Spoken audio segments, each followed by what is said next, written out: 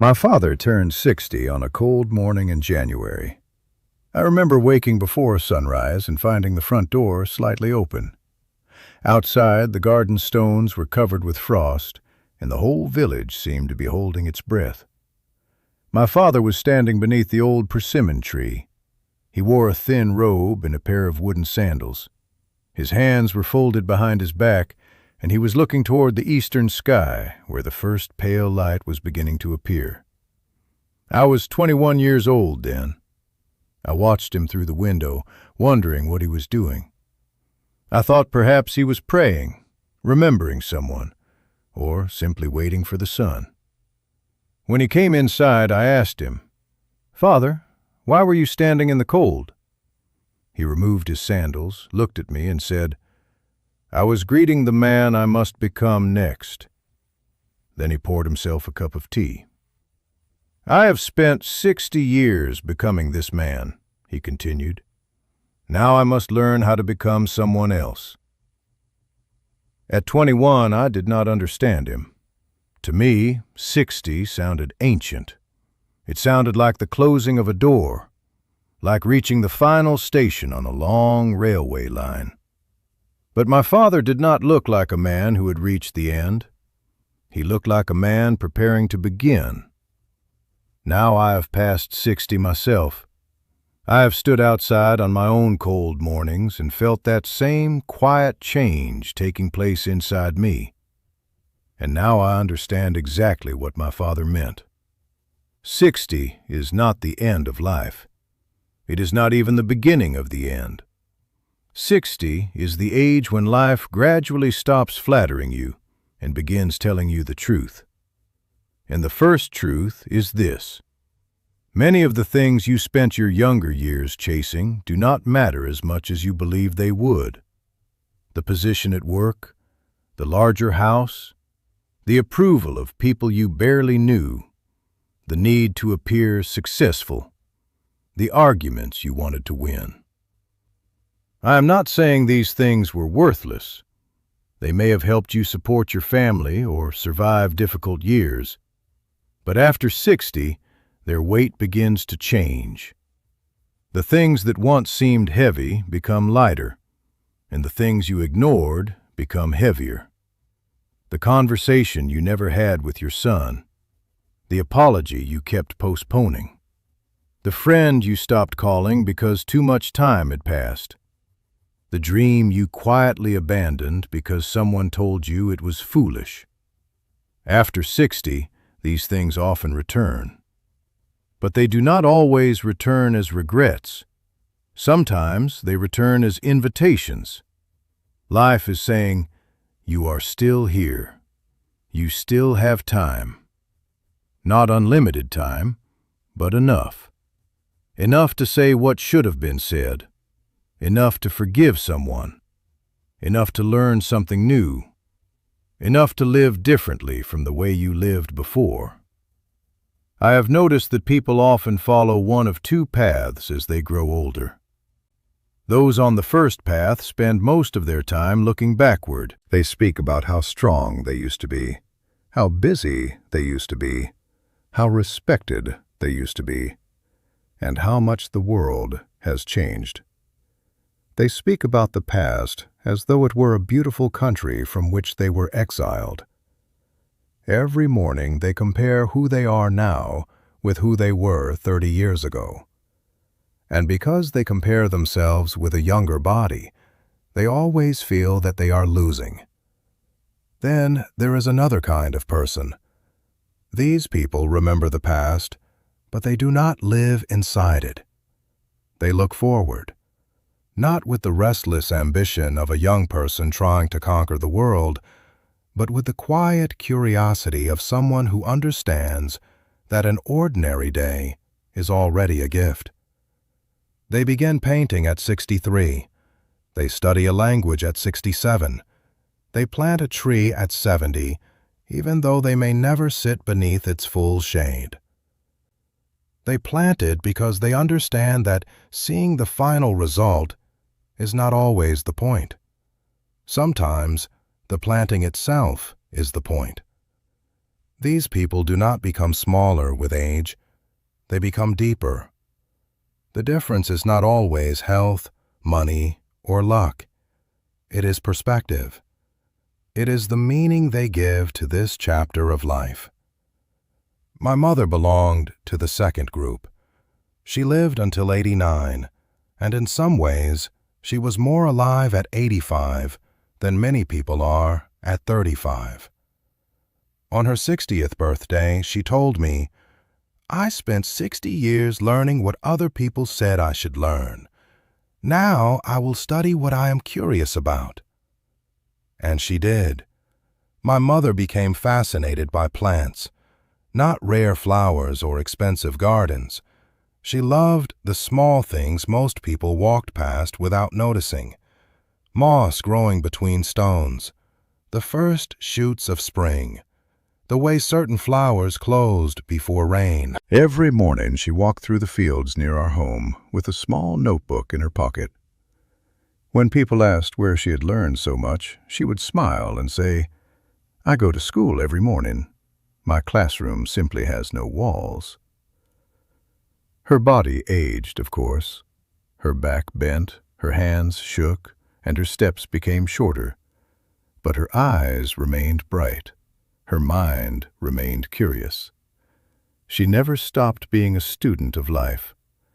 And perhaps this is one of the great secrets of growing older. Your body may age, but your curiosity does not have to.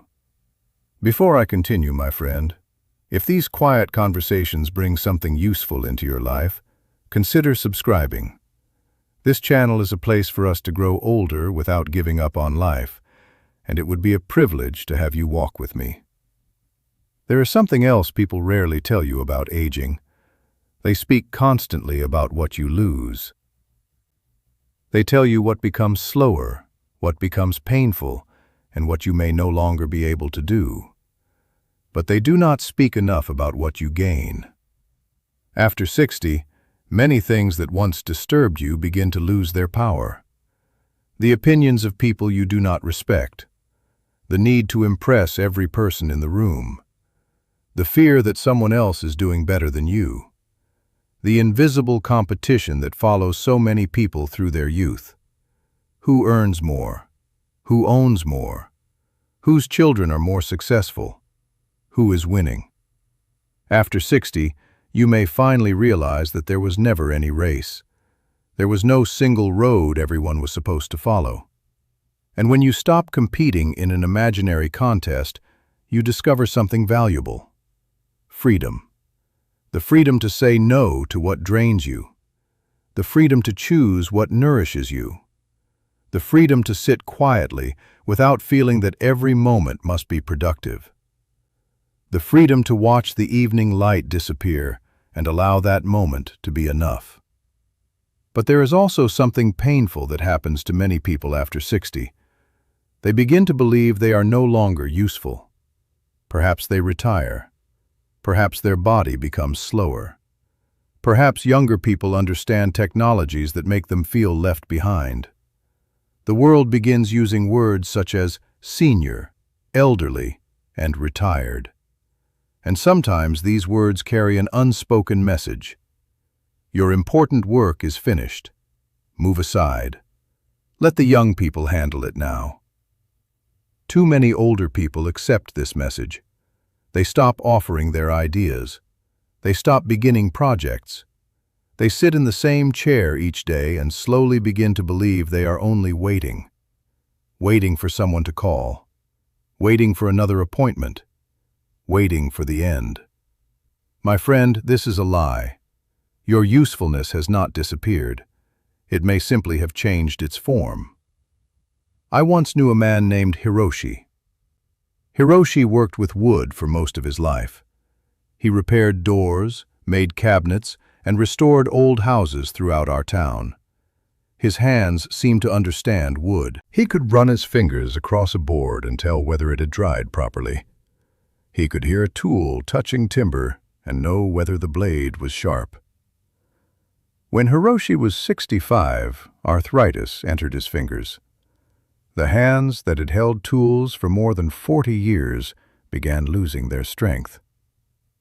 Hiroshi had always understood himself through his work.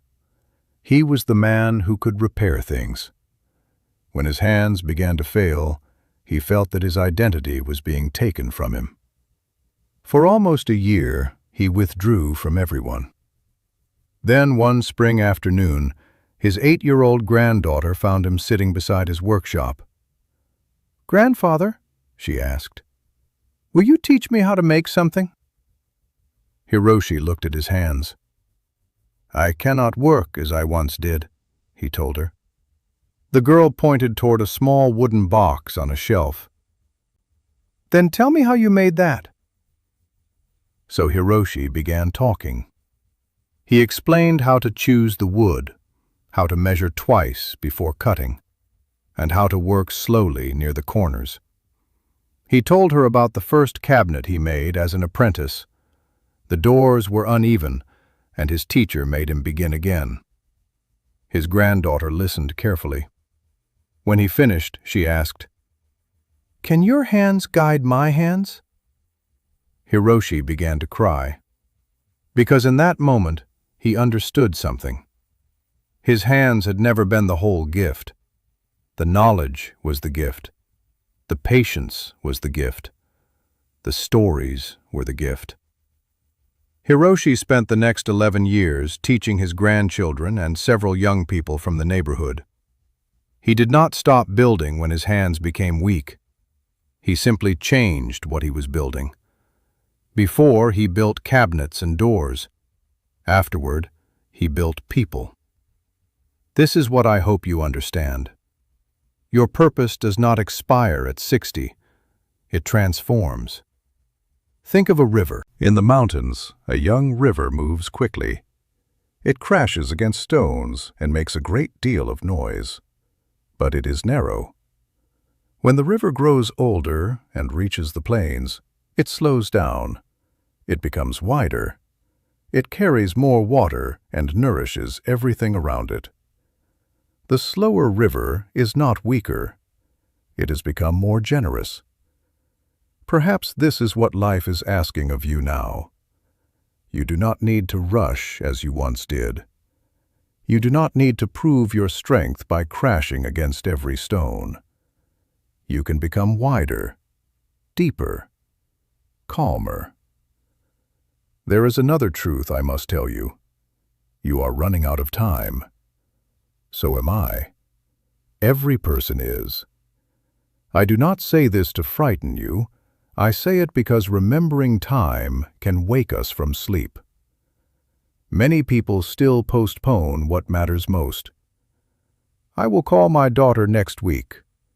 I will visit my old friend when I feel better.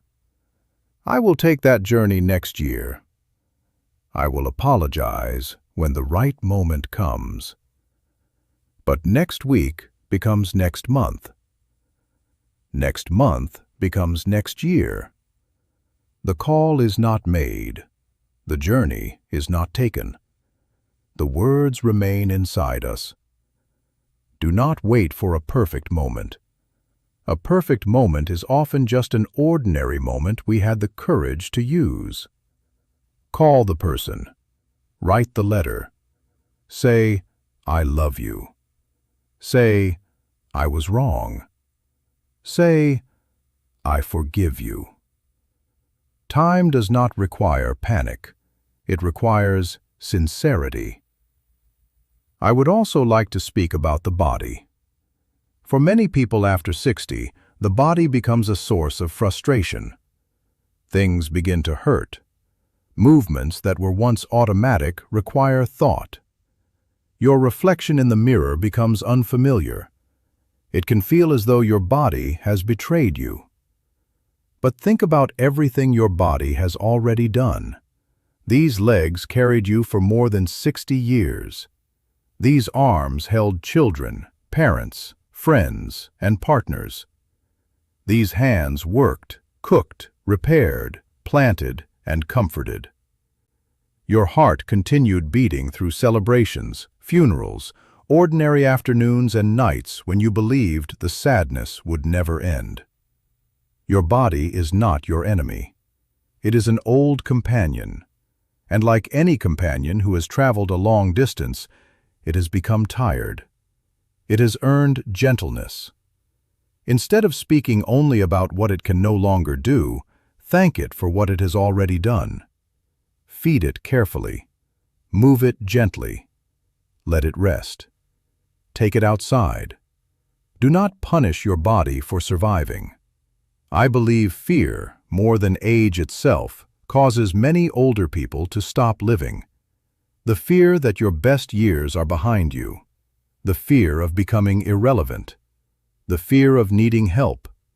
The fear of becoming a burden. I know these fears.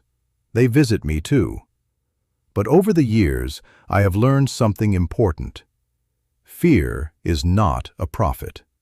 Fear does not know what will happen.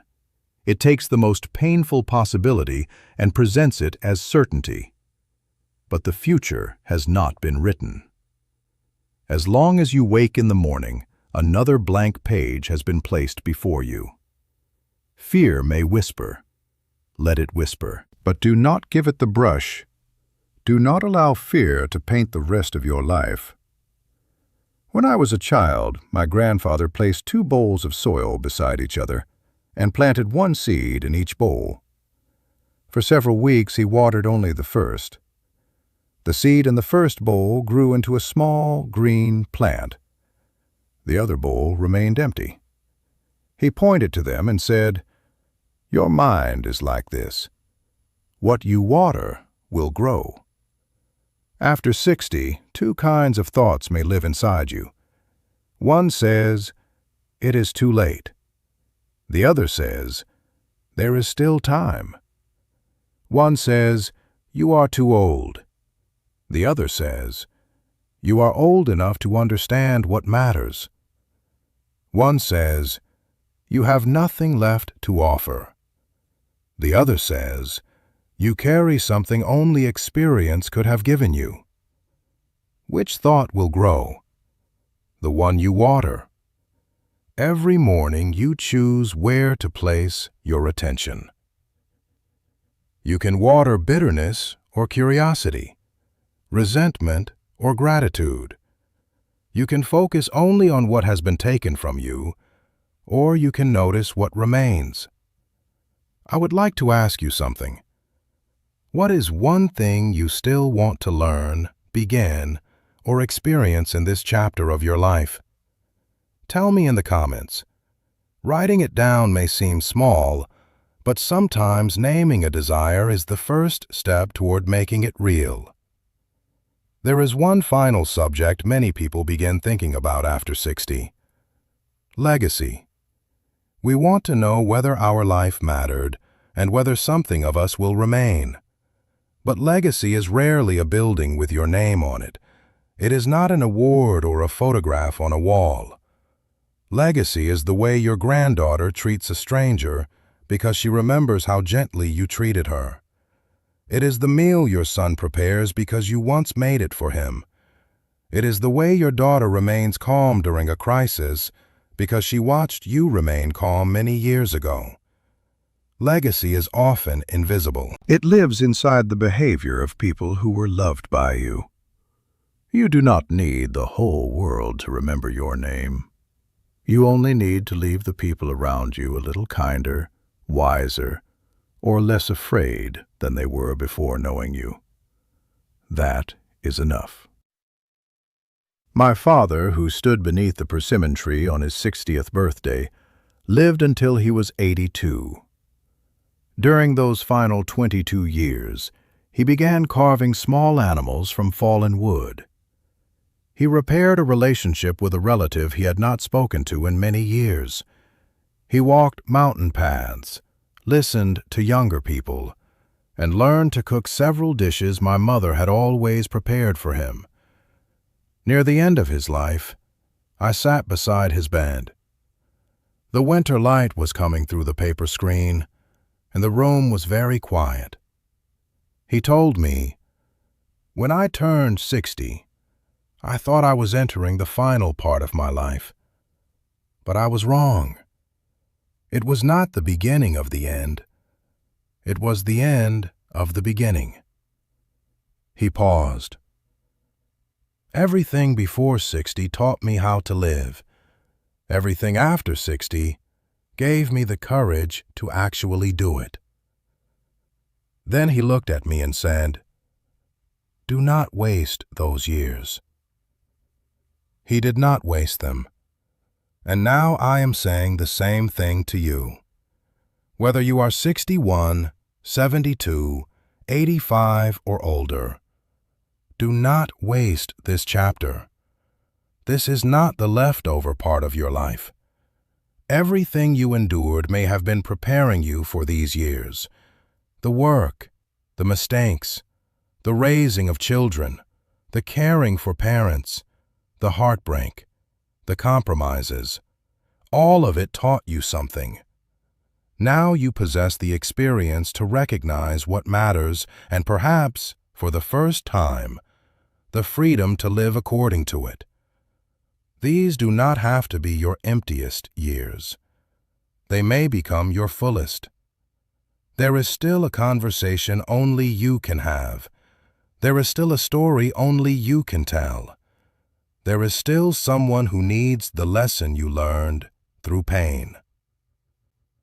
There is still beauty you have not noticed. There is still a morning waiting for you to step outside and greet the person you are becoming next. You are still here. And as long as you are still here, life is still asking something from you. Not speed, not perfection, not endless productivity. Only presence, only courage, only the willingness to keep becoming. The world is not finished with you, my friend, and you should not be finished with the world.